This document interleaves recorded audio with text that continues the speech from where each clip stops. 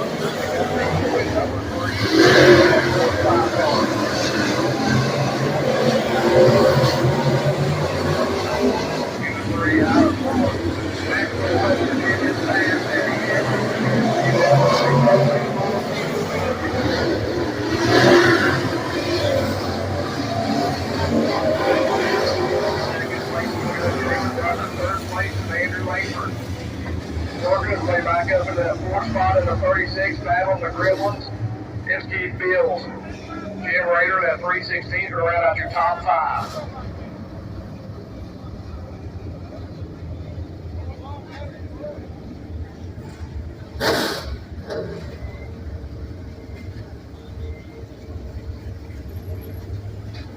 He told me in registration tonight he didn't want to be calling Fast Eddie anymore. He didn't feel that way. He wanted to be Slow Eddie. I think he proved us wrong here tonight.